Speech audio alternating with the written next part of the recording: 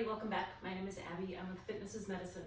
Today we are going to do another great strength training workout that you can do in your home, only using a band.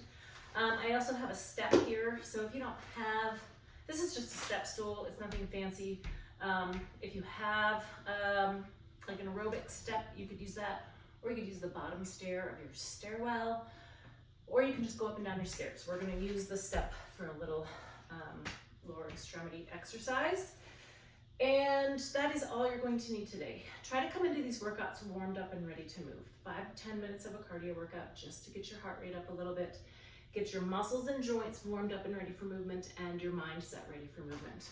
Okay, today we're going to do a chest press with a band. So I'm going to wrap it around my sturdy source here, my elliptical. You could use a banister, you can use you can close it in a door. There's a lot of ways you can do that. So what we're going to do is wrap it around and then turn around, step forward with one foot, and we're going to press forward. So shoulders down and back, press those arms all the way forward. Now I've got the band on the insides of my elbows. When you go forward, stop when your arms get straight instead of like using your whole body going back and forth. We want your arms and your chest to be doing the work here.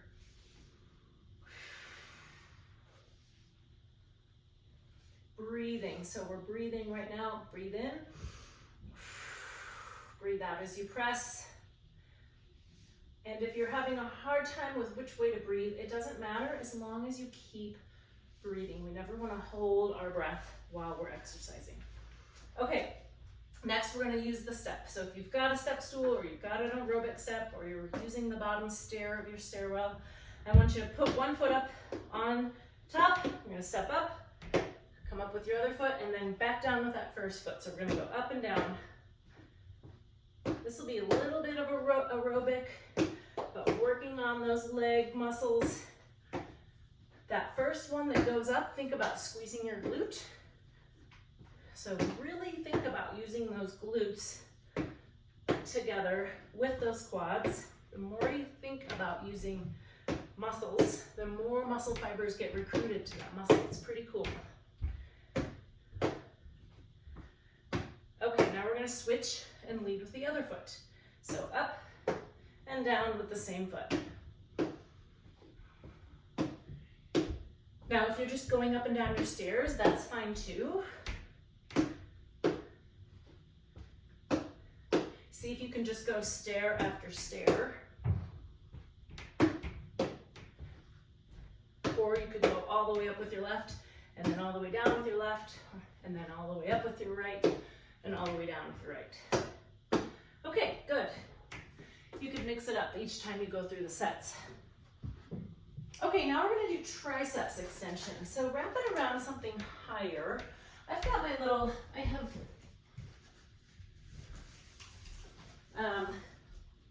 little door jam things here, 4 bands specifically. So I've got it wrapped up there. Now what I'm gonna do is stagger my feet just a little bit. Shoulders down and back to start. Your elbows are gonna stay glued to your sides, and you press your hands down beside your hips. Now those elbows don't move anywhere. So it's common to do this, and then you start to use your lats, which are a much stronger muscle. We really want to isolate those triceps in the backs of your arms. Control that band both directions. So don't let it snap back up. Control it all the way, both directions. Keeping those shoulders down away from your ears.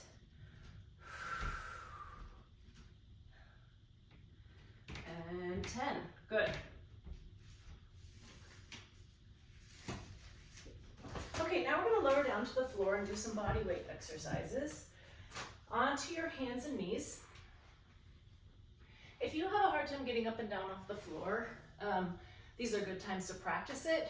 Maybe practice it with somebody around if you're not sure that you can get back up. Or you could do these up on your bed. It's always an option to do the exercises that we do on the floor here up on your bed. Okay. So hands directly beneath your shoulders, knees directly beneath your hips. And then I'm looking up at the camera, but I want your head generally to stay straight, looking straight at the floor so that your neck is in a good alignment. So you're not looking up like this and you're not looking down like that, trying to keep your neck in a neutral position.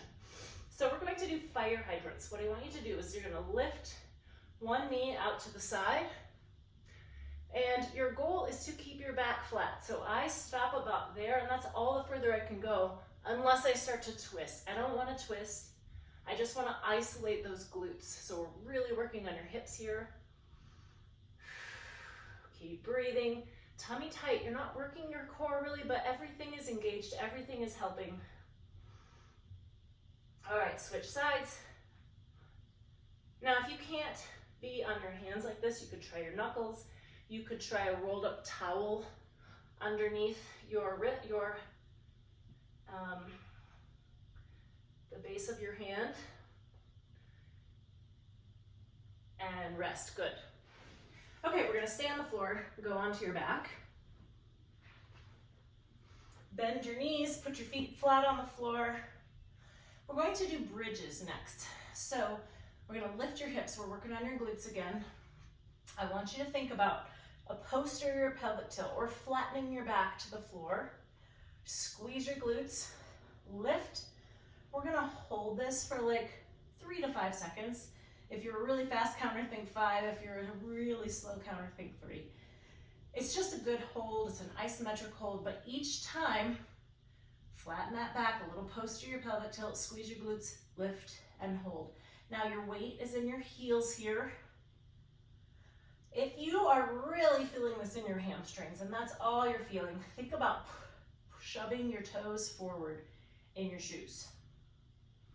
And it's just, you're not really moving your feet, but it's a little bit of a change to help keep it more in the glutes. Your hamstrings may assist a little here, but I want you to mostly feel it in your glutes. And keep your hands down flat beside you or on your stomach, whatever is comfortable. Just make sure your neck and your shoulders are staying out of it. Remember, posterior pelvic tilt before you go up each time. Let's do 2 more. I would think your hips are going to be starting to get a little tired here after those fire hydrants and now these.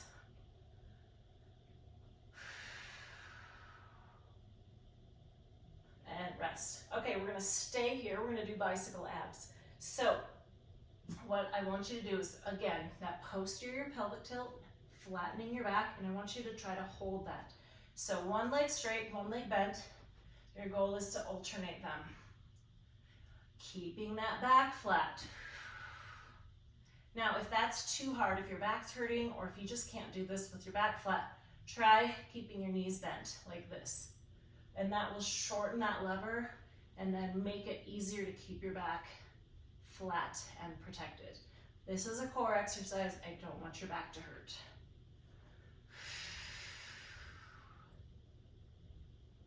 And rest. Good.